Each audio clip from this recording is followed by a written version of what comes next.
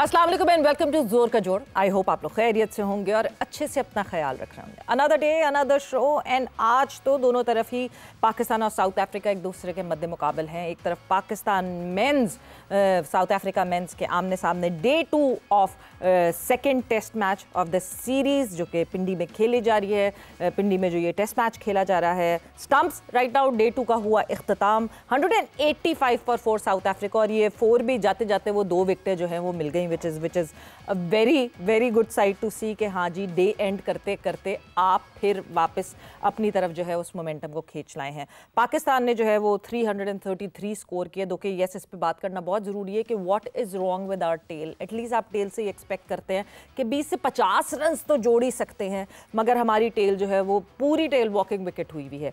उसके हवाले से बात करेंगे, साथ ही साथ दूसरी तरफ कितनी बारिश होंगी। मैंने जैसे कल भी ये बात कही थी कि पाकिस्तान वुमेन ऐसा लग रहा है कि बल्ले से और बॉल से कम खेल रही है, बारिश से ज़्यादा खेल रही है, बिकॉज बारिशों पे बारिश हो रही है। So the match is resumed now और 40 ओवर्स का हो चुका है ये match. South Africa women 24 for 1 right now and let's see के अब आगे किस तरह पाकिस्तान वुमेन जो है वो परफॉर्म करती है साउथ अफ्रीका वुमेन के अगेंस्ट। सो बात होगी इन दोनों चीज़ों के हवाले। साथ ही साथ रात को 10 बजे ऑलमोस्ट 10 बज रहे थे, अचानक से ख्याल आया पाकिस्तान क्रिकेट बोर्ड को कि कप्तान तब्दील करना है हमने अपने ODI फॉर्मेट में। और रात को 10 बजे जो है वो पाकिस्तान क्रिकेट बोर्ड की तरफ से ये खबर आती है ऑफिशियली कि Shaheen Shah Afridi would be captaining the ODI side now. क्या सही डिसीजन है, नहीं सही डिसीजन, इस हवाले से भी डिस्कशन होगी। मैं हूँ सवेरा पाशा और आज डिस्कशन के लिए मेरे साथ स्टूडियो में सबसे पहले तो international women cricketer Iram Javed मौजूद हैं। इरम अस्सलाम वालेकुम। Thank you. साथ ही साथ मेरे साथ मौजूद हैं सीनियर स्पोर्ट्स जर्नलिस्ट हाफिज इमरान साहब, रेगुलर मेंबर ऑफ जोर का जोड़। हाफिज साहब अस्सलाम वालेकुम। वालेकुम, शुक्रिया सवेरा। और थोड़ी ही देर में जो है वो senior sports journalist Shahid Hashmi साहब भी हमें ज्वाइन इन कर लेंगे। सो उनसे भी ज़रा डिटेल डिस्कशन करेंगे कि ये पाकिस्तान क्रिकेट बोर्ड के कॉरिडोर्स में आजकल चल क्या रहा है, बिकॉज बहुत कुछ चल रहा है माइंड यू, और बहुत कुछ चलना है आगे। साथ ही साथ एक और खबर जिस पे हमने बात करना, जिस पे ज़रूरी है, एशिया कप की ट्रॉफ़ी जो कि अभी तक भारतीय टीम के हवाले नहीं की गई, BCCI के हवाले नहीं की गई, उसके लिए क्या अपडेट्स हैं उस हवाले से भी डिस्कशन होगी। बट सबसे पहले ऑब्वियसली आज का जिस तरह दिन रहा, हाफिज़ कहाँ किस तरह रेट करते हैं आज के दिन को? सेशन टू सेशन हम बात करें तो शायद एक पर्सपेक्टिव ये होगा कि हाँ डोमिनेंस रही शुरू में साउथ अफ्रीका की, बिकॉज हमने एक अच्छी पार्टनरशिप बनने दी, बट इवेंचुअली ये आखिर में जाते जाते 2 विकेट शायद ये सेशन हमारे नाम हो गया। इस इनिंग्स में उन्होंने निस्बतन बेहतर बैटिंग की है, सीधा खेलने की कोशिश की है ज़्यादा। जब आप पिछले टेस्ट मैच को, जो कि पहला टेस्ट मैच था, उसमें देखते हैं तो वहाँ पर वो रिवर्स स्वीप और रिवर्स स्वीप के ऊपर काफ़ी उन्होंने वक्त लगाया और उसकी वजह से उनकी विकटें ज़ाया हुई। लेकिन आज जबकि स्टब्स को अगर आप उनकी माजी करीब की परफॉर्मेंसेज देखते हैं तो कोई बहुत अच्छे नहीं थे, बैटिंग रन्स नहीं कर पाए। ईडन मार्करम लंबी इनिंग्स तो नहीं खेल पाए, लेकिन जितनी देर भी वो खेले वो मेरिट पर खेलने की कोशिश करते रहे, सीधे खेलने की कोशिश करते रहे। तो ये वो चीज़ थी ऐसी जिस वजह से पाकिस्तान के स्पिनर्स इब्तदाई ओवर्स में कामयाब नहीं हुए। जो उनको शुरू में विकटें मिलती थीं वो नहीं मिल सकी और अभी तक नोमान को विकेट नहीं मिला। उसकी एक वजह यही बनती है कि इन्होंने सीधा खेलने की कोशिश की है और यही वजह है कि दबाव पाकिस्तान के ऊपर है इस वक्त भी। अगर इसमें ये 100 रन और कर जाते हैं, पिच जिस तरह से बिहेव कर रहा है, जिस तरह से उनके स्पिनर्स हैं, तो सेकंड इनिंग्स पाकिस्तान की बड़ी मुश्किल हो सकती है। ये एक अलग बहस होगी कि जब चौथी इनिंग्स में साउथ अफ्रीका बैटिंग करने के लिए आता है तो वो रिस्पॉन्ड किस तरह से उनकी बैटिंग करती है। लेकिन अगर रन्स मतलब है कि 250 के अंदर अंदर हुए तो फिर मैच किसी तरफ भी जा सकता होगा।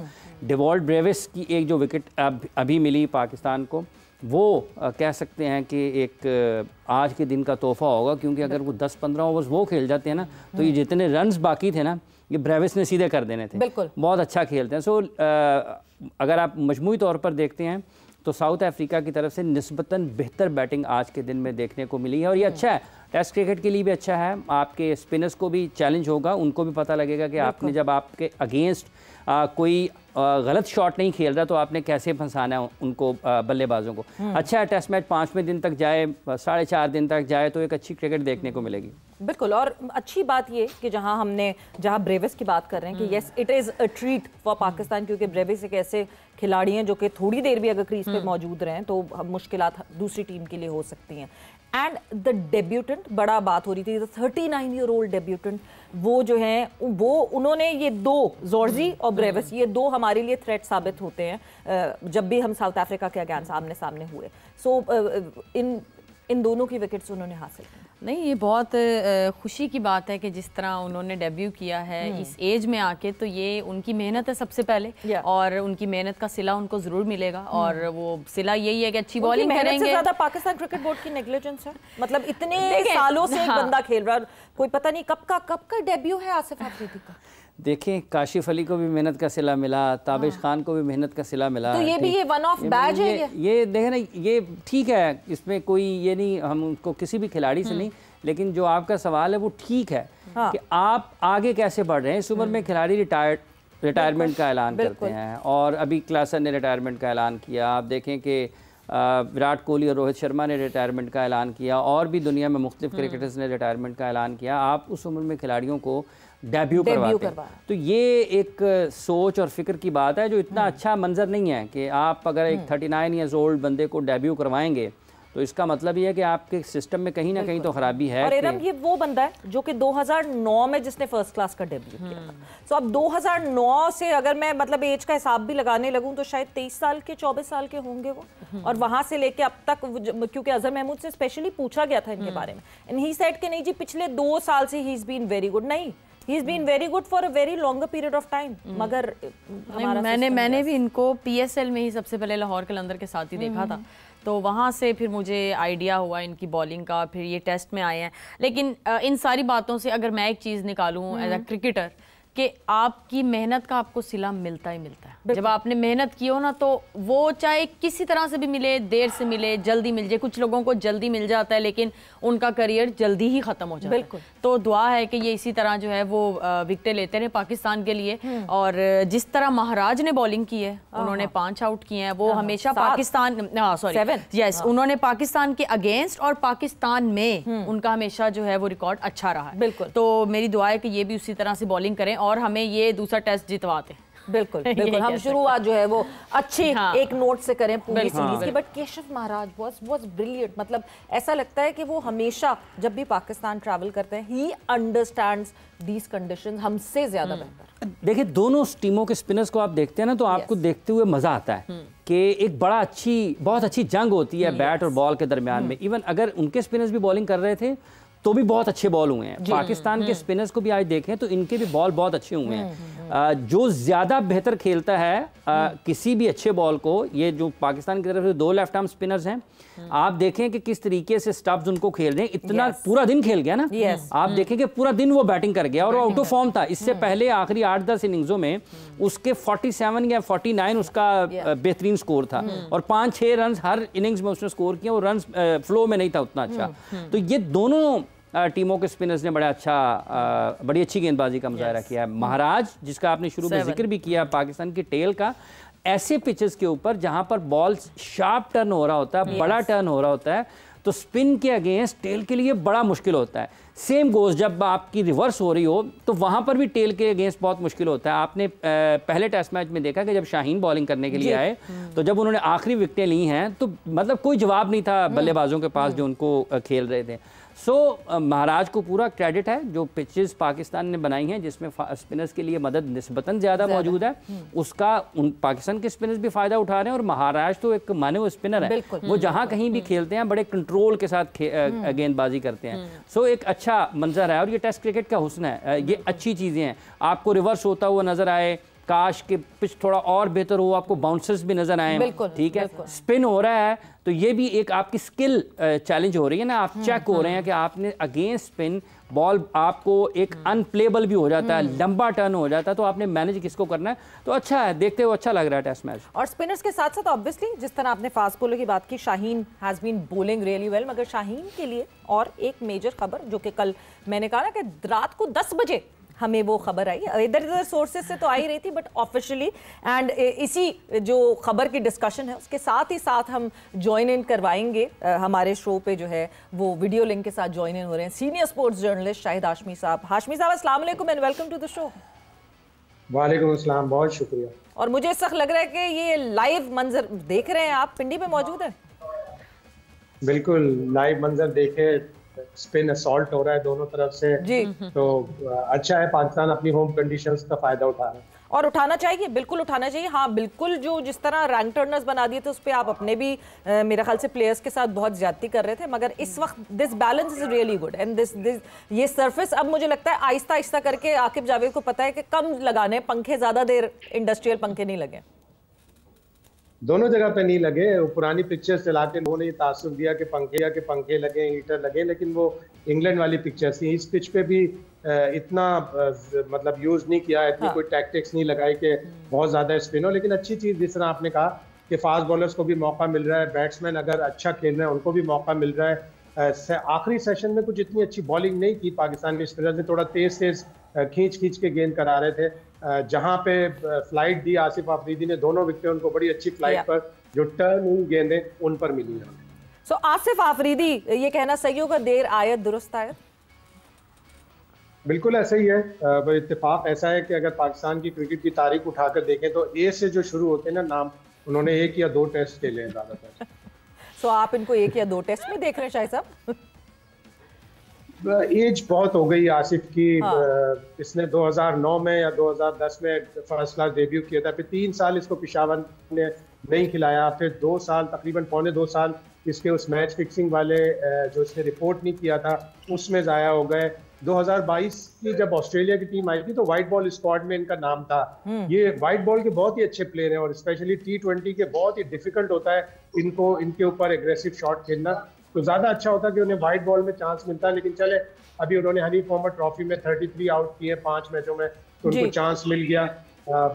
करियर खत्म होने से पहले जब ये कार्ड छपवाएंगे तो उसके ऊपर लिखा होगा टेस्ट क्रिकेटर आसिफ। बिल्कुल, और जो है कहीं भी चांस मिल जाए इस वक्त, तो आसिफ अफरीदी के लिए वो वाली सिचुएशन थी कि वो आखिर में जाते जाते बिल्कुल चांस मिल जाए। मगर शाहिद साहब, चांस मिलने की जहां बात कर रहे हैं और फॉर्मेट टू फॉर्मेट की बात कर रहे हैं, शाहीन शाह अफरीदी ODI फॉर्मेट के जो है वो कप्तान, कल रात 10 बजे अचानक से मेरे ख्याल से पाकिस्तान क्रिकेट बोर्ड को ख्याल आया कि अब लोगों को बता देते हैं, क्योंकि सारी सोर्सेज ने तो पहले ही बता दिया, तो हम भी बता देते हैं कि हाँ जी, Shaheen Shah Afridi would be captaining the ODI side. सही डिसीजन आपको लगता है शायद साहब?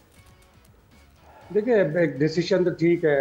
कायद आज़म रहमतुल्लाह अलैह का कॉल था कि I don't take a right decision, I take a decision then make it right. अब ये पाकिस्तान क्रिकेट बोर्ड की जिम्मेदारी है, माइक हैसन की जिम्मेदारी है, शाहीन शाह अफरीदी की बहुत जिम्मेदारी है कि उस डिसीजन को राइट साबित करें। Middle of test match Rizwan के ऊपर क्या दिल पे गुजरेगी अगर कल पाकिस्तान को उनकी बैटिंग की जरूरत होगी तो नफसियाती तौर पर उनको बार बार ये ख्याल आएगा कि मुझे वनडे की कप्तानी से हटा दिया। बेहतर होता ये टेस्ट सीरीज से पहले या इस टेस्ट मैच के बाद ये फैसला आता और उस प्रेस रिलीज में थोड़ा सा रिजवान का भी तस्करा हो जाता कि रिजवान ने स्टार्ट बहुत अच्छा लिया था, पाकिस्तान को 22 साल बाद ऑस्ट्रेलिया में सीरीज जितवाई, साउथ अफ्रीका को उनकी तारीख की पहली होम वाइट वॉश की, लेकिन अनफॉर्चुनेटली फिर बुरे रिजल्ट आना शुरू हो गए। हम ट्राई सीरीज का फाइनल हार गए, हम चैंपियंस ट्रॉफी के पहले राउंड में बाहर हो गए, हम न्यूजीलैंड से 3-0 न्यूजीलैंड में हार गए, हम वेस्ट इंडीज से 34 साल बाद कोई वनडे सीरीज हारे।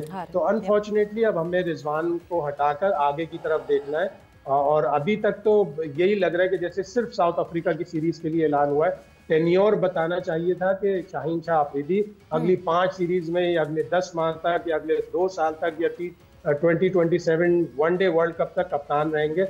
उससे ये होता है कि उस कप्तान को भी एतमाद मिलता है और जो टीम में दूसरे उम्मीदवार होते हैं जिनके दिल में लड्डू फूट रहे होते हैं कि शायद नाकामी पर हमें भी कप्तानी मिले, वो भी चुप है। बिल्कुल बिल्कुल। और एक चीज़ शाहिद साहब, वैसे मतलब एक इम्प्रेशन एक सामने आया, मैं आपसे पूछना चाहूँगी कि वेदर वो सही एक सामने आ रही है चीज़ के रिजवान को हटाना था इसलिए शाहीन कप्तान बने या शाहीन को कप्तान बनाना था इसलिए रिजवान को हटाया? लाइक ये दो बहुत अलग चीज़ें हैं। हाँ, ये कहना बड़ा मुश्किल है। बहुत ही अच्छा सवाल है आपका। $1 मिलियन का है, अगर आधे आधे कर लें तो अच्छा है। ये बिल्कुल, क्योंकि कभी कभार ऐसी एक ये फीलिंग आती है कि शायद अगर लॉन्गर टर्म में हम सोचते, हम लॉन्ग टर्म प्लानिंग में जरा सा भी कभी सोचते, तो इस वक्त शायद सलमान अली आगा जो कि T20 के कप्तान है वो शायद ODI के बेहतर कप्तान होते और शाहीन शाह अफरीदी T20 कप्तान होते, क्योंकि आगे आने वाले टाइम में अब अगर 11th आवर पे ये प्रेशर बन जाएगा कि T20 में भी कप्तान की तब्दीली की जाए, जो कि मुसलसल आवाज़ें हम सुन रहे हैं, तो world cup is right at the corner और इतनी करीब तब्दीलियाँ करना कोई अच्छी बात नहीं होती। देखिए, 2 डिसीजन बड़े अच्छे हुए कि एक तो शान मसूद को कप्तान बरकरार रखा, बावजूद इसके कि हम पिछले वर्ल्ड टेस्ट चैंपियनशिप के साइकिल पे 9वें और आखिरी नंबर पर आए थे। वो एक अच्छा फैसला हुआ, कंसिस्टेंसी रही, उसमें नजर आया। शान मसूद को कॉन्फिडेंस भी मिला, उसने जिस तरह पहला टेस्ट जीता, इनिंग्स में बड़ी अच्छी पहली इनिंग्स में बैटिंग की, तो आपने एक एतमाद दिया अपने प्लेयर को, अपने कप्तान को। अब जिस तरह सलमान आ गए, आप ये कह सकते हैं कि ठीक है, उसकी परफॉर्मेंस इतनी अच्छी, पर्सनल परफॉर्मेंस अच्छी नहीं रही, लेकिन एक ट्राई सीरीज पाकिस्तान जीता है, एक एशिया कप का फाइनल पाकिस्तान खेला है, रनर्स अप रहा, ऑल्दो कि पाकिस्तान तीनों मैच इंडिया से हारा, फाइनल हम जीत सकते थे। बड़ा अच्छा मौका था सलमान आगा के पास पूरी इंडिया में थरथरी मचाने का, लेकिन वो हम फाइनल नहीं जीत सके। पाकिस्तान में बहुत सारे लोगों का मुंह बंद करवाने का बहुत अच्छा मौका था। बिल्कुल, और उनको खुद को भी अपनी जो कप्तानी की सीट थी उस पर बड़ी मजबूती से गद्दी रखकर बैठने का मौका मिल जाता, लेकिन उन्होंने वो मौका खोया अपनी थोड़ी कमज़ोर कप्तानी से, फिर कुछ कमज़ोर फैसलों से और हमारी कमज़ोर बैटिंग से। लेकिन अब 4 महीने पहले कप्तान का फैसला अब अगर किया जाए कि हटाया जाए उन्हें, तो उस नए आने वाले कप्तान के साथ भी ज्यादती होगी और वो ये कह सकेगा कि नहीं, मुझे तो अभी 2-3 महीने पहले जिस तरह हम बाबर आजम को मार्च 2024 में लेके आए और जून 2024 में हमने T20 वर्ल्ड कप खेलना था, तो इस तरह के डिसीजन से खराबी होती है। 2 अच्छे डिसीजन हुए, उससे बाद एक अच्छा अगर बुरा डिसीजन होगा तो वो खराबी हो जाएगी। तो अच्छा फैसला है कि सलमान आगा अभी बदस्तूर कप्तान है। बिल्कुल, कंसिस्टेंसी इज द की और कंसिस्टेंसी बिल्कुल रखनी चाहिए। और वक्त जो है वो अभी इस वक्त ब्रेक का हुआ है, तो कंसिस्टेंटली जो है ब्रेक पर जाना है। मगर ब्रेक पर जाते जाते एशिया कप का जिक्र किया हाशमी साहब ने, एंड क्या हो रहा है उस एशिया कप की ट्रॉफी का जिसके ऊपर एक वबाल मचा था। इवेंचुअली क्या BCCI को वो ट्रॉफी मिल जाएगी कि नहीं मिल जाएगी, ब्रेक के बाद डिस्कशन करते हैं।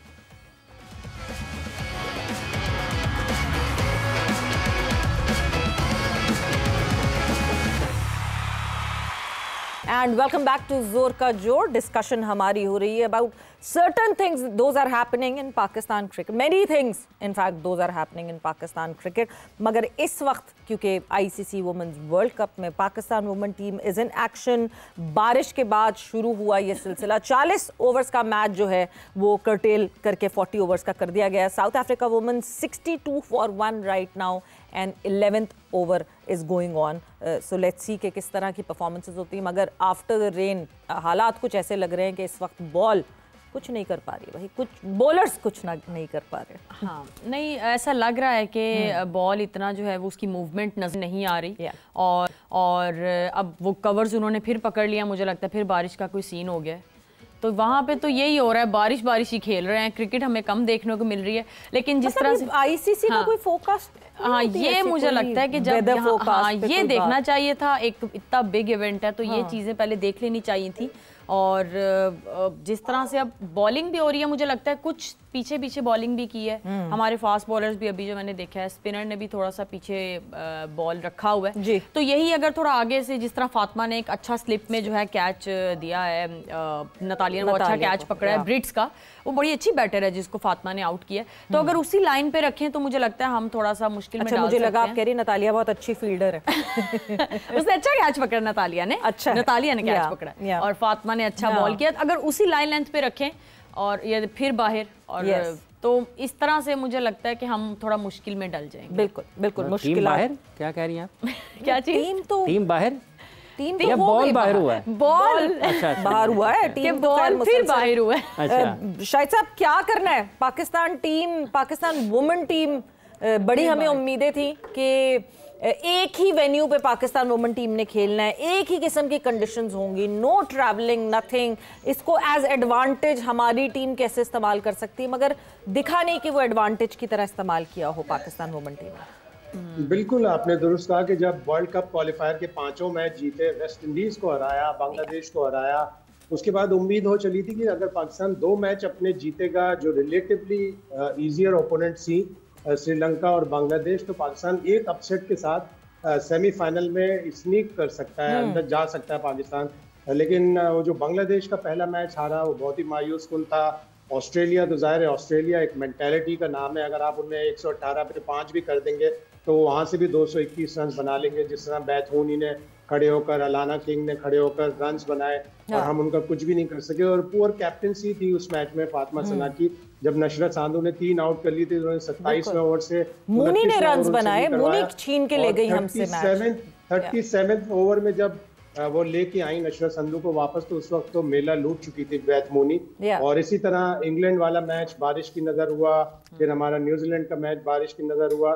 तो हमें एक आध मैच अगर हम अपसेट कर देते, इंडिया का मैच में भी हमने उन्हें 203 पे 6 बड़ा अच्छा पकड़ लिया था, जहाँ से ऋचा घोष ने बड़ी अच्छी बैटिंग की। तो इन लड़कियों को एक्सपोजर चाहिए, बड़ी टीमों से खेलेंगी।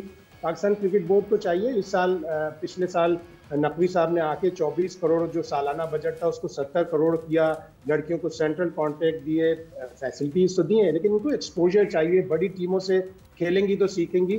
कोशिश करे पाकिस्तान क्रिकेट बोर्ड के विमेंस बिग बैश लीग होती है और जो द 100 होता है, उसमें बोर्ड से बातें करें, ऑस्ट्रेलियन बोर्ड से, इंग्लैंड बोर्ड से हमारे ताल्लुकात अच्छे हैं, उनसे ये कहें कि हमारी प्लेयर्स को आप बुलाएं, पैसे हम देंगे। बिल्कुल बिल्कुल, इस तरह की कुछ प्लान आउट ज़रूर करना चाहिए वुमेन क्रिकेट के लिए। बट हाफिज़ साहब, आपसे जो है वो शाहीन ओडीआई के कप्तान, वो डिस्कशन आपसे रह गई थी, सो सही फैसला। देखिए, एक ये है कि हम कोई बात करते हैं अक्सर कि खिलाड़ी टेस्ट मैच में परफॉर्म करता है, हम उसको वनडे में खिला देते हैं, कोई वनडे में परफॉर्म करता है हम उसको T20 में खिला देते हैं, T20 में परफॉर्म करता है उसको हम टेस्ट टीम में या वनडे में डाल देते हैं। पाकिस्तान की आखिरी 4 बरस में PSL के 3 मरतबा टाइटल जीते हैं शाहीन आफरीदी की कप्तानी में लाहौर कलंदर्स जी, और उनको कप्तान बनाया गया है ODI फॉर्मेट का।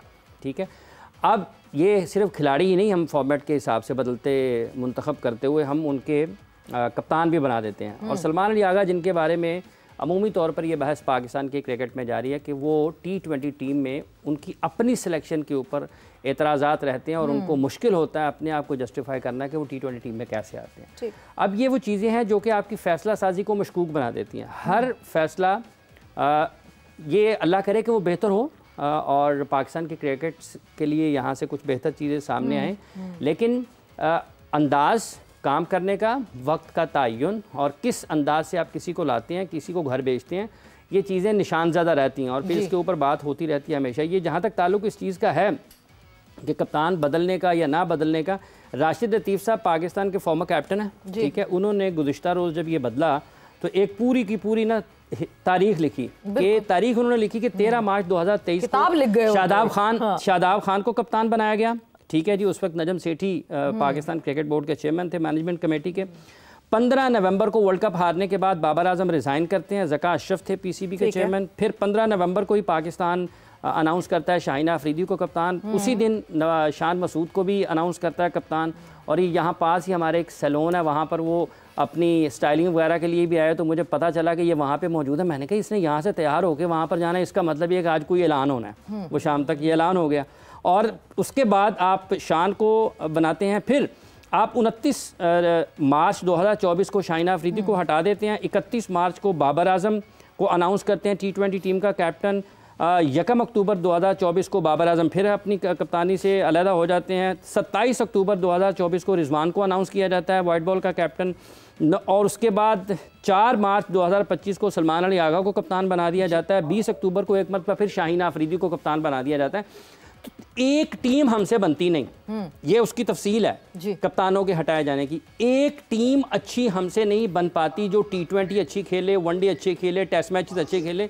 कप्तान हमने 3-3 बनाने हैं। एक टीम बना लें और उसका कप्तान किसी को बना दें। ये कोई आपको अच्छा लगता है उसको हटा देते हैं। अगर शाहीन को जब हटाया गया था तो बताया जाना चाहिए उनको T20 टीम की कप्तानी से क्यों हटाया था, और अब अगर आप उनको बना रहे हैं तो उसकी क्या वजह है, और सिर्फ 3 मैचेस के लिए आप उसको अनाउंस कर रहे हैं। आपकी लॉन्ग टर्म प्लानिंग क्या है, आप किस तरीके से इन कप्तानों के साथ क्या करेंगे आप। मतलब सलमान अली आगा के ऊपर एक तलवार लटकेगी ना, T20 वर्ल्ड चैंपियनशिप से पहले मुसलसल लटकी हुई है तलवार। हाँ, मतलब तो आपको क्लैरिटी नहीं दे रहा। और अभी जिस तरह शाहिद साहब ने बात की कि बहुत क्लैरिटी में जो अनाउंसमेंट हुई अभी शाहीन शाह अफरीदी की, उसमें साउथ अफ्रीका सीरीज का जिक्र है, दैट्स इट।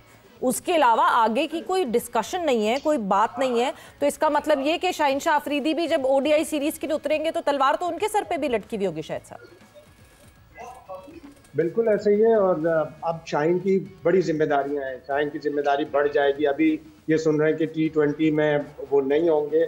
अगर वो T20 सीरीज में नहीं होंगे, वो पूरी एनर्जी के साथ वनडे सीरीज में आएंगे, कप्तानी भी करेंगे, बॉलिंग भी करेंगे। लेकिन अब उन्हें अपनी फिटनेस पर भी तवज्जो देना होगा। अगर उन्होंने सारे वनडे खेलने, सारे वनडे में कप्तानी करनी है। साथ ही साथ अगर T20 वर्ल्ड कप के बाद अगर ऐसा लग रहा है कि वो T20 के भी कप्तान बन जाएंगे तो और भी जिम्मेदारी उनके ऊपर हो जाएगी। और एक अच्छे कप्तान की निशानी कि उन्हें अपने 11-15 प्लेयर खुद सेलेक्ट करवाने होंगे। अगर 15 में उनके 1-2 प्लेयर जो चाहते हैं कि टीम में ना हो, उनको भी वो मजबूत तौर पर आना पड़ेगा शाहीन शाह अफरीदी को। जैसे अभी ये सुन रहे हैं कि रिजवान को टोटली वनडे की टीम से ही हटाया जा रहा है, तो ये शाहीन की जिम्मेदारी होगी कि वो सिलेक्शन कमेटी के पास जाए, वो हसन के पास जाए और कहे कि no, I want Rizwan in my one day side, because वो पिछले 20-25 मैचों से जो पाकिस्तान ने खेले हैं, सलमान आगा के बाद सबसे हाईएस्ट रन गेटर है, अच्छा विकेट कीपर है। और बदकिस्मती ये है कि हमने आज तक अभी रिजवान का मुतबादिल भी नहीं तैयार किया। बिल्कुल तैयार करने की। और ऐसे सवेरा ये जैसे अभी कप्तान की बात हो रही है ना, शाहीन का जिक्र किया है हाशमी साहब ने,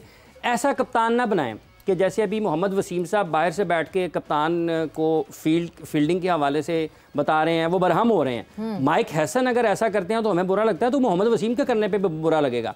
आपने कोई भी कप्तान जब बनाया है सोचकर बनाएं कि क्या उसको काम आता है अपना या नहीं आता। हाँ, डमी नहीं बनाना चाहिए कप्तान को। ठीक है, कोच और कैप्टन की कोऑर्डिनेशन बहुत अच्छी बातें हो, मगर जब तक वो फील्ड पे स्टेप नहीं कर गया। और अगर किसी को ये नहीं पता कि मैंने फील्ड सेटिंग क्यों करनी है, तो वो कप्तान है ही क्यों? बिल्कुल, उसका क्या काम है? जब आपने फील्ड पे स्टेप इन कर ली है, उसके बाद ये टीम कप्तान की और कप्तान ने लड़वानी है। मगर जहां कप्तान ने ये टीम लड़वानी है, वहां पे लड़ाइयां तो बहुत सारी हुई जब एशिया कप हुआ, और क्या क्या चीजें नहीं हुई। शायद साहब आप तो खैर वहां मौजूद थे। सो अब एशिया कप की ट्रॉफी जो है इवेंचुअली कोई 10 नवंबर की तारीख आ रही है कि दावतनामा भेजा गया पाकिस्तान एशियन क्रिकेट काउंसिल ने BCCI को दावतनामा भेजा है कि आए और अपनी ट्रॉफी ले जाएं, और बाकायदा एक सेरेमनी करेंगे जिसमें जो है मोहसिन नकवी साहब भी ट्रॉफी देंगे। देखिए, अभी तक तो पाकिस्तान का स्टांस ज़बरदस्त रहा है। पाकिस्तान ने और मोहसिन नकवी ने जिस तरह डट कर मुकाबला किया कि ACC का एक प्रेसिडेंट है, उसी के हाथ से ट्रॉफी जाएगी। ACC के प्रेस रिलीज में 27 सितंबर, एक दिन पहले, फाइनल से पहले लिखा हुआ था कि ट्रॉफी जो है मोहसिन नकवी जो ACC के प्रेसिडेंट है वो हैंड ओवर करेंगे। तो फिर भारत ने सारा इतना हंगामा क्यों किया? और स्टांस पाकिस्तान का दुरुस्त है। अब भी पाकिस्तान ऑफर कर रहा है कि आप 10 नवंबर को आए, दुबई में अपने 1-2 प्लेयर ले आए। नहीं, पाकिस्तान ऑफर नहीं कर रहा है, ऑफर कर रहा है। यही जो एक क्लैश है, यही सबसे बड़ा मसला है ना। चले, ACC Pakistan, Pakistani ACC chairman हमारा है, तो हम पाकिस्तान कह सकते हैं। यानी ये वो वाली बात है, ICC is BCCI and BCCI is ICC। ICC is India, ACC is Pakistan, PCB फिलहाल। तो अच्छा स्टांस था और डट कर उन्होंने मुकाबला किया, और अभी भी वो डटे हुए हैं, अच्छी बात है। और लेकिन भारत से मुझे ये खबरें आ रही हैं कि वो इस ऑफर को रिजेक्ट करेंगे और वो मामला टोटल ICC के इजलास में ले जाएंगे, जो 4 से 7 नवंबर तक दुबई में होगा। वहां पे भी पाकिस्तान को डट कर मुकाबला करना चाहिए, पीछे ना हटें। किसी की हुक्मरानी नहीं है, ये इंटरनेशनल क्रिकेट है, किसी की खाला का घर नहीं है। ये जाहिर सी बात है और ये सबको समझना चाहिए। मगर शायद साहब एक चीज़, बड़ा सेंसिटिव सा ये इशू है, but in the recent times Afghanistan cricket board की तरफ से एक बहुत हार्श प्रेस रिलीज आई, और जिसमें जो है ऑब्वियसली पाकिस्तान का नाम मेंशन किया गया। आपको लगता है कि पाकिस्तान क्रिकेट बोर्ड की तरफ से भी कोई रद्द-ए-अमल आना चाहिए था, कोई जवाबिया एटलीस्ट रद्द-ए-अमल? पाकिस्तान क्रिकेट बोर्ड को भी देना चाहिए था कि एक अनक्लेम्ड जो सिचुएशन है और बड़ी कंट्रोवर्शियल सी सिचुएशन है कि अगर कहीं पे भी दुनिया में कहीं भी किसी भी इंसान का, किसी भी जानवर का जान का नुकसान जो है वो बड़ा अफसोसनाक होता है। उसको हमेशा कंडेम करना चाहिए, उसको हमेशा उसके ऊपर मातम कुना होना चाहिए। लेकिन वो 3 क्रिकेटर्स उस जगह पे क्या कर रहे थे जहाँ पे टेररिस्ट मौजूद थे, और वहाँ पे पाकिस्तान ने स्ट्राइक लॉन्च किया। तो ये एक क्वेश्चनेबल चीज़ है, कंट्रोवर्शियल चीज़ है। पाकिस्तान क्रिकेट बोर्ड को भी इसके ऊपर स्टांस लेना चाहिए था। लेकिन शाबाश है अता तारड़ साहब को, जो इंफॉर्मेशन मिनिस्टर है, उन्होंने बड़ा एक हार्ड हिटिंग ट्वीट किया कि हम इसको रिजेक्ट करते हैं, बीसीसीआई के क्लेम को, अफगानिस्तान क्रिकेट बोर्ड के क्लेम को। उस हद तक बिल्कुल दुरुस्त था कि पाकिस्तान ने उसके ऊपर एक अपना ऑफिशियल वर्जन दिया। क्रिकेट बोर्ड भी देता तो अच्छा था, लेकिन चले ठीक है, पाकिस्तान की तरफ से एक तरह से रजिस्टर हो गया। और अफगानिस्तान, जाहिर है इंडिया हर उस चीज का साथ देगा जो पाकिस्तान के खिलाफ जाती है। वो कहते हैं ना, my enemies is my enemies enemy is my friend. Exactly, और होता हुआ यही दिख रहा है कि आईसीसी की तरफ से बयान आता है, बीसीसीआई की तरफ से बयान आता है, अफगानिस्तान क्रिकेट बोर्ड की तरफ से बयान आता है, फिर जय शाह की तरफ से भी एक ट्वीट आती है। सो अब सारा काम खत्म कर दें, सारा काम खत्म कर दें, नरेंद्र मोदी खुद ही कर दे ना, नरेंद्र मोदी खुद कर दे, जो करने का काम है मोदी साहब खुद कर दें। इसमें कौन सी ऐसी बात है? मतलब आप आगे लोगों को चला रहे हैं, कभी वो करता है कभी वो करता है, तो ये सारी की सारी साजिश है पाकिस्तान के ख़िलाफ़। अगर आज इनको ये नज़र आ रहा है, जब यहाँ पर इतनी सारी अमवात हुई हैं, उसके पीछे कौन है? तो ये इंडिया है, अफ़गानिस्तान उनके साथ मिला हुआ है, पाकिस्तान में जो खून बहा है उसके पीछे कौन है? इनको ये नज़र नहीं आता। इस सारे काम के पीछे, इस सारी साजिश के पीछे, इस सारे कामों के पीछे नरेंद्र मोदी है। और जब तक पाकिस्तान में लोगों को इस चीज़ का एहसास नहीं होगा, वो नई बात करेंगे इस बारे में, उस वक्त तक लोगों में ये पैगाम नहीं जाएगा। नहीं, बट इन सारी चीज़ों को, हाफिज साहब, मैं बहुत बड़ी इस बात की एडवोकेट हूँ कि इन सारी चीज़ों को असाइड रख के we talk about sports, we talk about sports is something that is a joining वो factor. क्या कर रहे हैं आप देखें, इंडिया क्या कर रहा है पाकिस्तान के बारे में, उनमें और हमें फर्क क्या रह जाएगा? उनके जो स्पोर्ट्स नहीं, ये स्पोर्ट्स की बात ही नहीं है, इट्स बियॉन्ड स्पोर्ट्स में मैडम। ये स्पोर्ट्स हो ही नहीं रही, ये स्पोर्ट्स है। जो राशिद खान ने किया वो स्पोर्ट्स है, जो जयशाह कर रहा है वो स्पोर्ट्स है। जो जयशाह ने एज आईसीसी चेयरमैन अपने जब जंग लगी थी पाकिस्तान इंडिया के दरमियान, वो उसने स्पोर्ट्स की थी। वो एक क्रिकेट बॉडी का जो गवर्न करती है पूरी दुनिया में, वो उसका हेड है। क्या वो स्पोर्ट्स को रन कर रहा है? उसका ट्विटर अकाउंट तो उठाकर देखें, वो उसके पेज पे क्या पड़ा हुआ है, वो क्या वो स्पोर्ट्स की प्रोजेक्शन कर रहा है? वो तो अपने नैरेटिव को आगे बढ़ा रहा है। सख्त जी शाहिद साहब, बिल्कुल पॉलिटिक्स को अलग रखना चाहिए, लेकिन इस पिछले 1-1.5 महीने में इंडिया ने पॉल्यूट किया है पॉलिटिक्स के जरिए इंटरनेशनल क्रिकेट को। और वो इसी तरह ट्रीट कर रहे हैं अपने इंटरनेशनल क्रिकेट को जिस तरह वो अपनी अपोजिशन पार्टीज को, मुसलमानों को अपने मुल्क में ट्रीट करते हैं। तो ऐसा नहीं होना चाहिए, लेकिन हमें अब ज़रूरत है कि हम लॉबिंग करें Australia, England, South Africa, Sri Lanka, इन सारे ममालिक को मिलाकर, इसलिए कि अफगानिस्तान भी अब हमारा साथ हो गया। बिल्कुल, और जो है जाहिर सी बात है, ये बैकडोर चैनलिंग बहुत ज़रूरी होती है over the period of time. शायद हम अभी तक ये सीख नहीं पाए हैं, मगर सीखना बहुत ज़रूरी है। बट विद दैट, शायद साहब बहुत बहुत शुक्रिया, thanks a lot for joining in, and बहुत बहुत शुक्रिया फॉर ज्वाइनिंग इन। वक्त यहाँ पे जो है वो जोर का जोड़ का ख़त्म हो गया है। जाते जाते आपको बताते चले, south Africa women versus Pakistan women इस वक्त जारी है कोलंबो में, and 103 for 1 south Africa women, और बिल्कुल सेट हो गई हैं। अगर मैं बात करूं कि जिस तरह जो है वुलवर्थ और लुई खेल रही हैं, ये बिल्कुल परफेक्टली सेट होती हुई दिख रही है। और इस वक्त हमारी बॉलर्स को नहीं समझ आ रहा कि क्या करना है क्या नहीं करना है। सो लेट्स सी ये ऊंट किस करवट बैठता है, या फिर बारिश हो जाती है, बिकॉज बारिश भी बिल्कुल ही मंडला रही है सर पर और कभी भी हो सकती है। So Pakistan women, good luck to them. ये सेकेंड लास्ट मैच है, there is just 1 last match left for Pakistan women. क्या करेंगे क्या नहीं करेंगे, जो लड़कियां बेंच पे बैठी हैं उनको खिला दें, एक सजेशन है मोहम्मद हसीन साहब के लिए। बट विद दैट वक्त यहाँ पे खत्म हो गया। अपना बहुत ख्याल रखिएगा, टेक केयर, बाय बाय, अल्लाह हाफ़िज़।